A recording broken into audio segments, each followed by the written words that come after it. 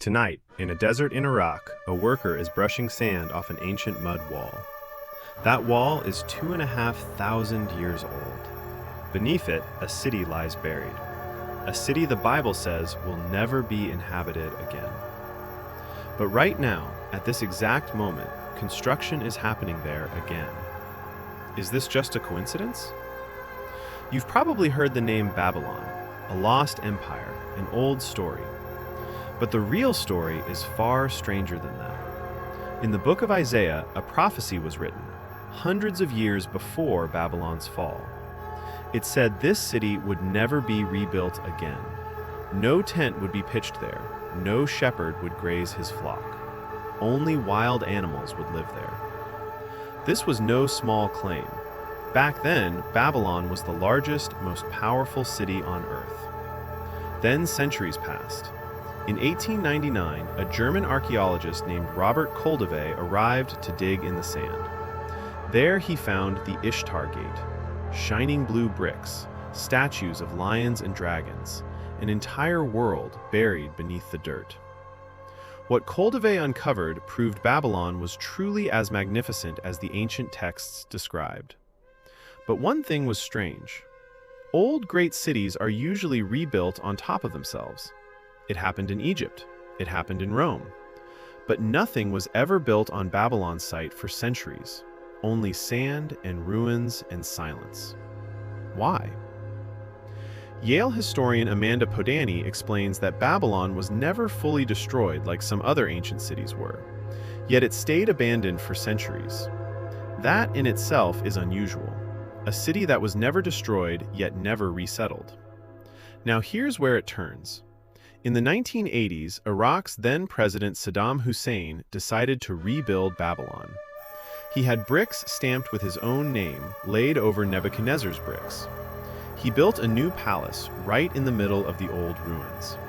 Saddam saw himself as Nebuchadnezzar's successor, a modern ruler trying to relive the glory of an ancient empire. But in 2003, the US military built a base right on top of the ruins of Babylon. Tanks crushed ancient bricks. Helicopter pads tore up thousands of years of ground. British archaeologist John Curtis later wrote in a report that this damage could never be fully undone. Yet Babylon refused to disappear.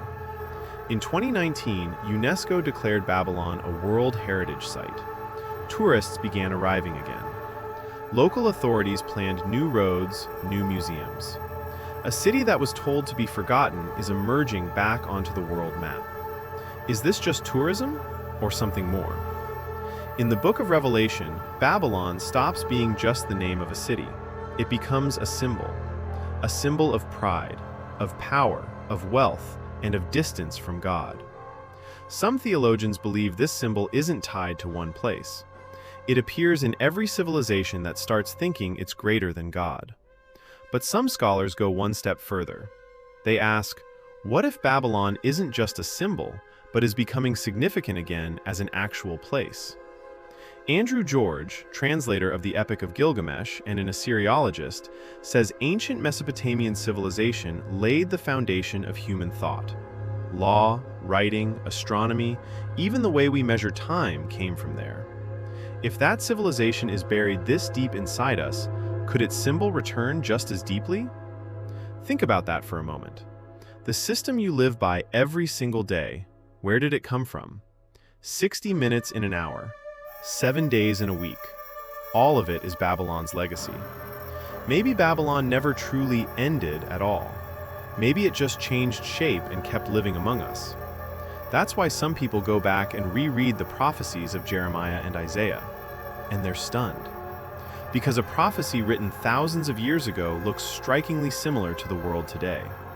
Pride in wealth, intoxication with power, and a warning that every great civilization is destined to fall. So is this really a prophecy, or is history simply repeating itself? Maybe the answer isn't that simple.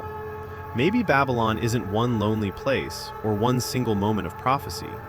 Maybe it's a mirror for every civilization that believes it will never fall. And tonight, when that worker finishes brushing off that old wall, the ruins will sink back into the sand, for a while. But Babylon's story never stays buried, because the real question was never about Babylon. The real question is about you, about your own world, the one you believe will never fall.